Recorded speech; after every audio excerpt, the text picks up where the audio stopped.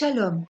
Dans cette vidéo, nous allons voir les correspondances entre les deux alphabets français et hébreu. L'alphabet hébreu comprend 22 lettres alors que l'alphabet français en comprend 26. Le nombre des lettres est important à retenir car dans l'ancien temps, chiffres et lettres ne se dissociaient pas. Et d'ailleurs, dans la tradition juive jusqu'à ce jour, on se sert toujours des lettres pour écrire des valeurs numériques. Savez-vous que le mot alphabet prend son nom des deux premières lettres de l'alphabet, le Aleph et le Bet? Aleph Bet a donc donné le mot alphabet. Voyons une à une chaque lettre et leur correspondance. Cette observation vous aidera à mémoriser plus facilement l'alphabet hébreu. Le Aleph correspond au A, le Bet correspond au B, le Gimel qui correspond au G lorsqu'on le prononce G occupe étrangement la place de notre C. On pourrait être tenté de penser que c'est une substitution hasardeuse, mais si on y regarde de plus près, on pourra entrevoir qu'il y a sans doute une raison à cette substitution. En hébreu, chaque lettre a une signification littérale. Par exemple, le Gimel signifie chameau. Et devinez par quelle lettre commence le mot chameau en français et en anglais? Vous constaterez que dans les deux langues, le chameau commence par la lettre C. Chameau ou camel. Et alors, c'est très drôle, car en faisant de petites recherches, on voit que le mot chameau à travers le monde se distingue de trois façons. Il peut commencer par un G, par un C ou par un K. Voici quelques exemples où le mot chameau commence par un G. Chameau en basque s'écrit gamelu, en maltais gemel, en swali ngamia, en chichewa ngamila et en arabe jamal. En arabe, le G dont on parle se prononce je dans certaines régions. Avec la lettre C, en gaélique, par exemple en Écosse, je ne connais pas la prononciation, chamhel, en corse camelou, en espagnol camelo et en italien camelo aussi, mais avec deux M, et en latin camélie. Avec la lettre K, en letton camielis, en allemand camel, en danois camel, en estonien kaamel, en finnois camélie et en zoulou ikamela.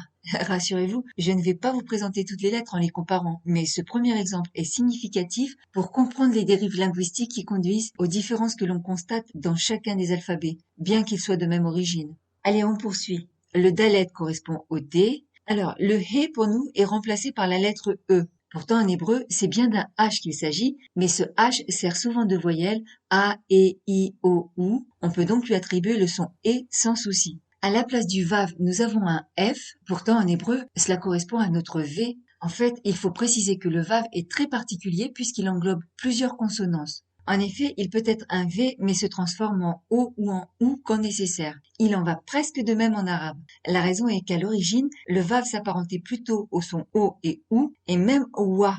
C'est ce fameux Wa qui a fini par devenir un V. Et concernant la dérive entre les lettres V et F, c'est simplement une affaire de prononciation d'un pays à l'autre. Et d'ailleurs, en français, pour les petits, il existe des cours pour apprendre à distinguer les deux sons. Ce sont deux sons qui, à l'origine, ont un lien important. Le Zayn, nous avons à sa place la lettre G. Il s'agit certainement, encore une fois, d'un glissement de prononciation d'une langue à l'autre. Les sons ze, je et ge se sont certainement confondus. Toutefois, le Zayn s'apparente désormais à la lettre Z. Le Chet, nous l'avons remplacé par la lettre H, et là, ce n'est pas un hasard. Rappelez-vous, nous avions remplacé le He par la lettre E. À présent, nous avons une autre lettre qui s'apparente dans sa forme écrite au He, mais qui se prononce différemment. Au lieu du H aspiré de la lettre He, nous devons gratter un peu le palais pour prononcer le Chet. Et comme ce n'est pas un son français, nous en avons profité pour placer notre H ici. Le tête se prononce comme la lettre T en français, mais parce qu'il existe deux lettres qui se prononcent comme le T français, l'alphabet français ne l'a pas retenu. À sa place, nous avons ajouté le I. Alors, pourquoi cet échange? Le I se prononce de deux façons. Il s'apparente soit au I, soit au Y, comme pour les yeux. Mais le I s'est longtemps confondu avec le J, et on a pour célèbre exemple le nom de Jésus, qui se disait plutôt Jésus et en hébreu Yeshua. Du coup, comme il fallait placer aussi le J, on a joué entre les deux positions, le I à la place du tête et le J à la place du Yud.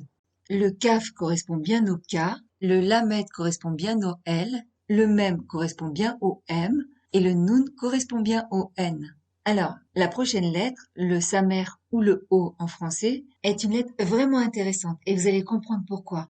Ce qui est étrange, c'est cette différence de prononciation. On pourrait croire qu'ils n'ont rien en commun. Le Samer, comme on peut le voir sur notre image, ressemble à un soleil car il s'écrit en formant un cercle. Mais pour mieux comprendre, il faut aller consulter l'alphabet phénicien encore plus ancien.